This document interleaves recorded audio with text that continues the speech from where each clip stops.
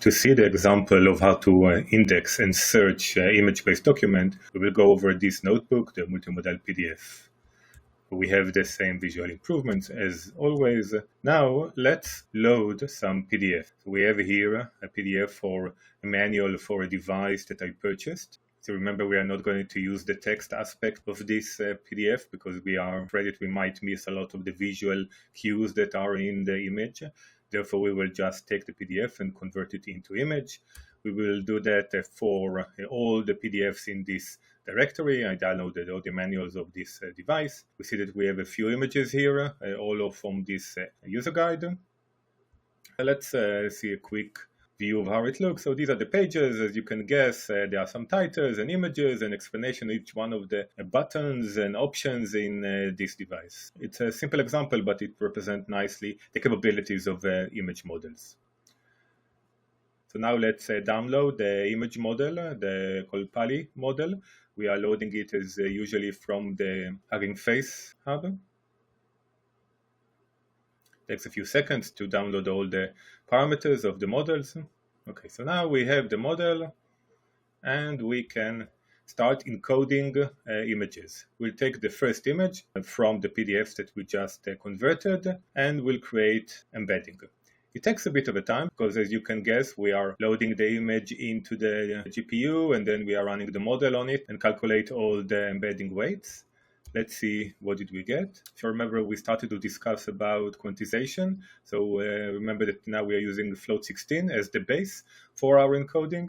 But let's print it a bit nicer. So we create a table and the table will see the shapes of the sample embedding and what does it mean. So we have a single document, one image.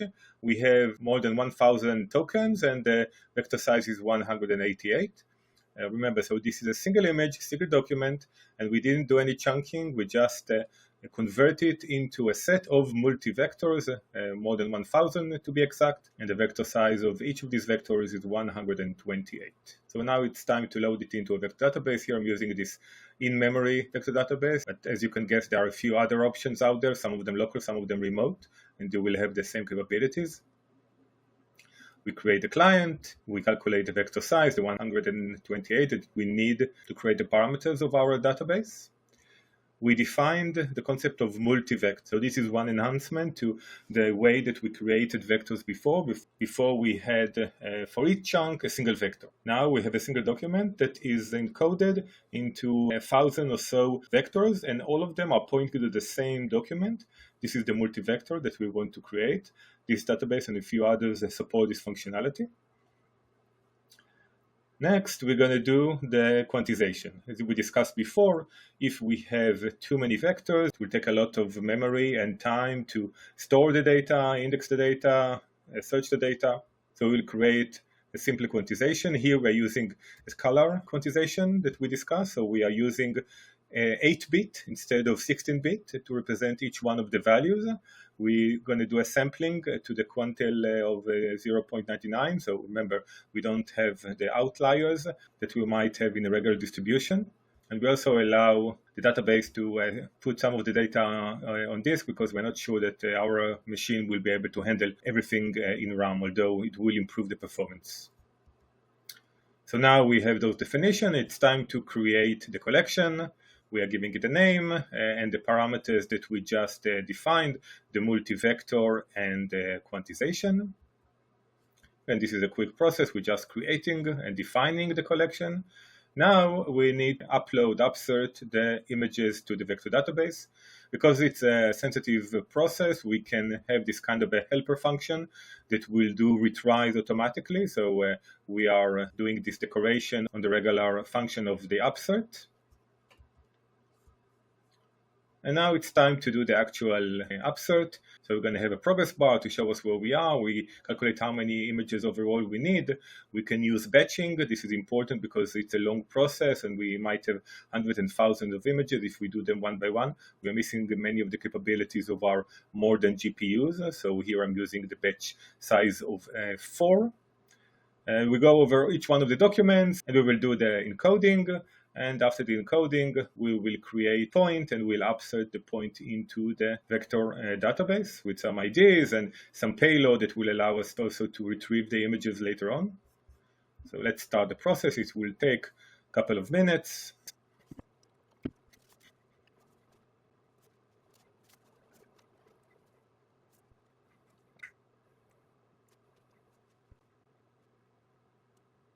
Once it is done, we can do the indexing. Remember, it's best practice that when you upload, you will disable the index, and when you are done with the upload, you can re-enable and recalculate the indexes. And let's see, what do we have? So here is our collection. It's green. We have a few documents, 8 documents to be exact. This is the small data set that we have here, and all the parameters that we defined, like quantization. We can also see the documents that we have there. We're using the scroll command. So we have those documents, the ID that we generated, this document in page 3, and this document in page 4, and so on. We might have multiple vectors to one of the pages. And it's time to do the actual search. So overall, we did the indexing. It seems very, very similar. We just use a different embedding, and we had some parameters on the vector database. Let's do the search. It is also quite similar to what we did before. The query is, how do I answer the call? This is a header that connects to my phone, and I can answer a call somehow. Again, I don't know exactly how. There are some buttons there. So this will be a query. We will encode it. Remember that we need to encode it with the same encoder that we encoded the images. Let's see. And when we look on the embedding shape, we can see that we have a single query. There are 21 different vectors. Remember that when we are doing coding of a query using a regular text embedding, you will have here 1. Sometimes if it's a long text, you might think that maybe it will be per token. But even if I have 1, 2, 3, 6 words in my query, it is encoded into 21 vectors. Those vectors are representing different image aspect of this query that I did. So now I can go and retrieve it from the images in my index, in my database.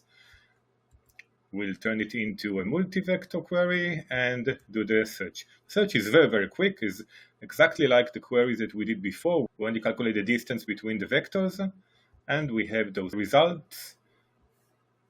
So we have the first document, the score is 14.28, the second one is 7. So I can guess that this page is probably the most likely one that will answer my question. Let's see the results, the images. We'll print them out using matplotlib. So here are the top 3 images. This is the 14.19. This is probably the best image to send to our generation model. So now let's do that.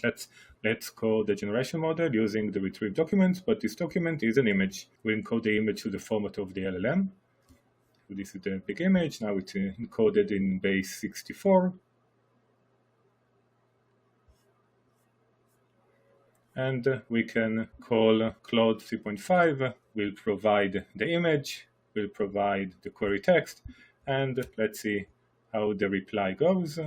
So according to the image, to answer a call on these headphones, you simply need to click the multifunction button once, and so on. So this is, if you see the diagram, so answer a call, it's click once, exactly what we expected. We can play around and ask a different question. Here I have what is this flashing lights? If it's flashing red and blue, we'll do the same process, encode the query. And the LED is flashing red and blue to indicate that the device is in pairing mode, and so on. So we basically took those images, encode them, retrieve them, and we use them to generate replies like a regular RAG, but instead of text, we have images as the input to the generation model.